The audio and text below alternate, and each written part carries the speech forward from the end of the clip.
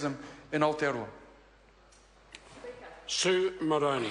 Well, thank you, Mr Speaker. This debate has been really insightful and instructive, listening to the national MPs, because clearly they're trying to get back in touch with the provinces with the speeches they've had. And I think what that tells us is they know they're in big trouble in the provinces, and so they should be. They absolutely deserve to be, because just last week, the GDP data that came out from Statistics New Zealand showed that economic activity per capita is actually going backwards in the Waikato, but also in Gisborne, Hawke's Bay, Taranaki, Manawatu, Wanganui, Marlborough, West Coast and Southland. So they are in big trouble, and they deserve to be, because the great sucking noise that you hear from provincial New Zealand, Mr Speaker, is in fact government services being withdrawn from the provinces in New Zealand, and as a result economic activity dropping and unemployment going up. Just in my area alone, the previous week to that, there were 120 jobs lost at the Huttons factory. Now, that factory's been going for more than 60 years in Hamilton, but under a national government, those 120 jobs gone, and that factory shut for good. But that wasn't the only thing that happened that week. That same week, because of the funding cuts from this government in the health sector, the Waikato DHB decided that it was no longer going to provide maternity services in Morrinsville or Te Awamutu. Now, those are actually quite large New Zealand towns, and that is another example of public services being withdrawn from the provinces in New Zealand. In Hamilton, in the Waikato region, unemployment actually is going up at the moment.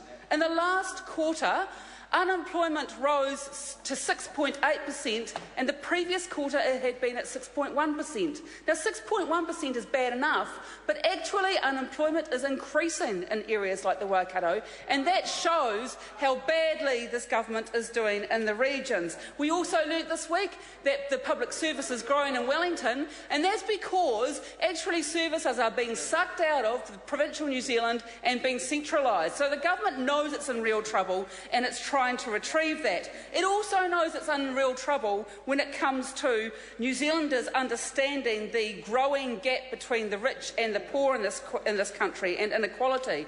Because we learnt also last week that nearly 3/4 of New Zealanders know that the gap between rich and poor has increased under 6 years of the national government, and almost 2/3 of New Zealanders feel they are no better off or have gone backwards. That's what the Herald Digipoll tells us, and that is the real challenge ahead of New Zealand today, because we know that there will be more money to go around in the budget, and of course, you know, we're used to that on the side of the House, because under Labor we had 9 surpluses when we were in government, 9 surpluses year after year, so we know what that looks like.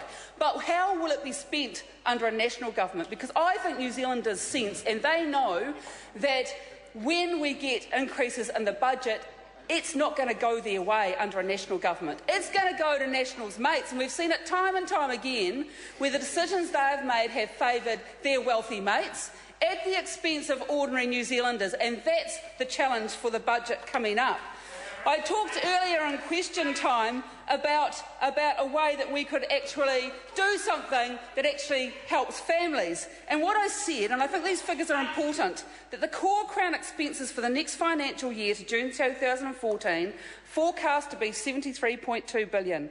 In that same period, increasing paid parental leave under my bill to 26 weeks would cost a net amount of $36 million in that same period. That's just 0.05% of the core Crown expenses. It would also be just 3.6% of the new spending that the government is planning. So why is the National Party insisting on using a financial veto? There is no justification for a financial veto against this bill. The public know it. 62% of them last year, when Bill English was inflating the cost by 100%, of what the bill actually does cost, even when that inflated figure was put to New Zealanders, 62% of them said, we want it anyway and we know it's affordable. So they're not going to be fooled by this government's plan to try and pretend it's not affordable.